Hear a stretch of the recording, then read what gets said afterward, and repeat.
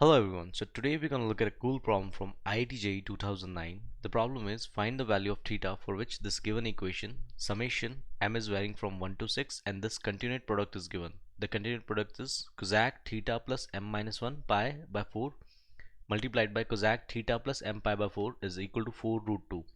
Here m is varying from 1 to 6 and we have to calculate the value of theta for which it is satisfying. So let's start. So our given equation is summation of m is varying from 1 to 6 cosec of theta plus m minus 1 pi by 4 multiplied by cosec of theta plus m pi by 4 is equal to 4 root 2. Here our objective is to calculate the value of theta for which this given equation is satisfied. Now before I start solving the question, I want to tell you one thing, that is, if you encounter this kind of problem in future, if you're preparing for KVPY, Olympiads or IIT JEE, if you encounter this kind of problems in future, then there is a general note I have given. This note always work for this kind of problems. Okay, so you have to use this in the future. The note says that if two cosine terms or sine terms are present in denominator, as you can see two cosec are present, that means if I take this in denominator, both will convert it as sine. Then you have to multiply and divide by the sine of difference of angle in numerator. Okay, in denominator. So let's see what the notes is saying. I'll explain the meaning. So let's say two angles are there. First angle is alpha and second angle is beta. And this is applicable for all of this kind of questions all the time. So first angle is alpha, that is theta plus m minus 1 whole divided by 4 into pi is alpha. And the second angle is theta plus m pi by 4 is equal to beta. Now they are saying we have to multiply and divide by the sine of difference of angle. So let's calculate first difference of angle. So I'll calculate beta minus alpha here. So once you calculate beta minus alpha here, theta and theta will cancel out, and m pi by 4 will cancel out. You'll get this as pi by 4. So the difference is 45 degree. Now let's start. So they are saying here I can convert these two terms as in the sine in denominator. So this will be converted as sine of alpha and this will be converted as sine of beta. Now in the note they are saying we have to multiply and divide by sine of difference of angle. Now I got to know the difference of angle is pi by 4, so I'll multiply by sine of difference of angle, that is sine of beta minus alpha.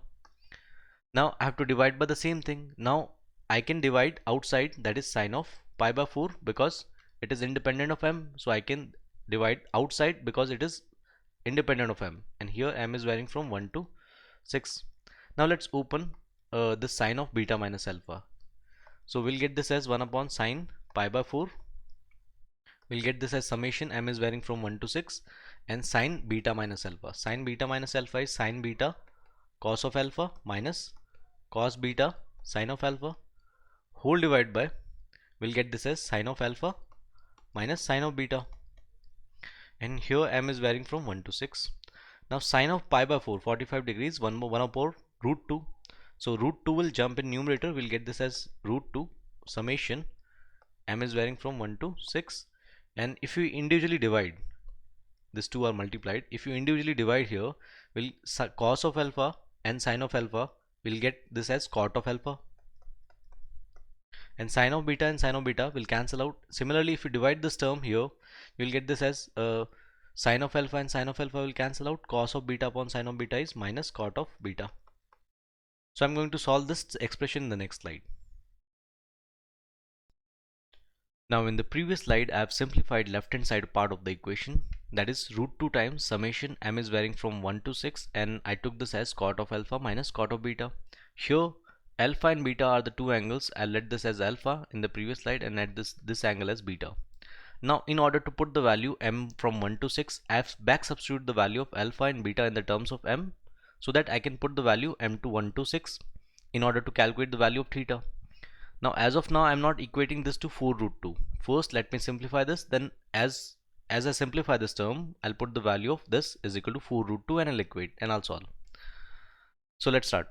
So I'm going to simplify this term, that is root 2 will remain outside, and we'll get this as, for m is equal to 1, we'll get one value, that is cot of theta, plus if you put, as soon as you put m is equal to 1, this will become 0 and we'll get this as cot theta minus cot of theta plus pi by 4. Now when you put m is equal to 2, you will get one more term, that is cot of theta plus pi by 4 minus cot of, when you put m is equal to 2 here, you will get theta plus pi by 2. Now let's check for m is equal to 3. We'll get an idea. So when you put m is equal to 3, you will get this as cot of theta plus, you will get this as pi by 4 here. So 2 pi by 4, sorry. You will get this as 2 pi by 4 minus cot of, you will get this as theta plus 3 pi by 4. Now this trend will vary from m is equal to 1 to 6, and for m is equal to 6, you will get this as cot of, if you put 6 here, you will get this as theta plus 5 pi by 4, and minus cot of, when you put m is equal to 6 here, you will get this as theta plus 6 pi by 4, that is 3 pi by 2. Now we can generalize one thing here is, for m is equal to 1, I can see cot theta here, and minus cot of theta plus pi by 4, and for m is equal to 2, I see here cot of theta plus pi by 4. So negative times cot theta plus pi by 4, positive time cot theta plus pi by 4, these two will cancel out.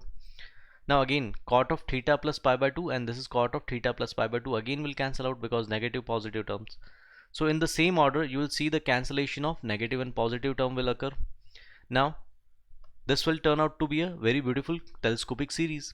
Now I'll get this as first of first and last of last. So root 2 is outside, and the remaining I'll write first of first is cot of theta minus last of last is minus cot of theta plus 3 pi by 2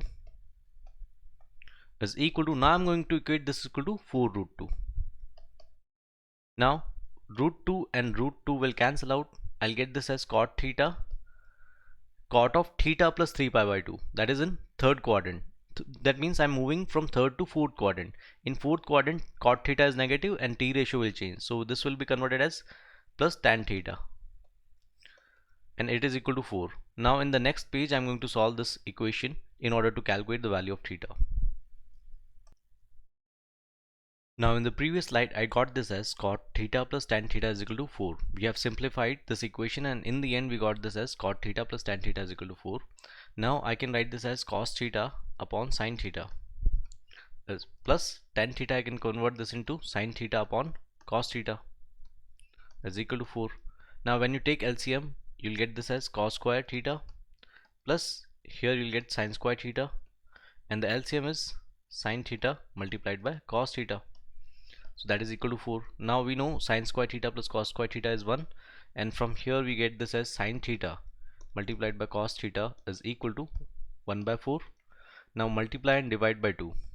So we'll get this as sin 2 theta is equal to 1 by 2, because 2 sin theta cos theta is sin 2 theta. Now from here we have to calculate the value of theta, for which theta is in the first quadrant. So from here we'll get two values of theta, either theta is equal to pi by 6 or a supplementary angle, because sine of supplementary angles are equal. Now from here we'll get two values of theta, that is either 2 theta is equal to pi by 6 or 5 pi by 6.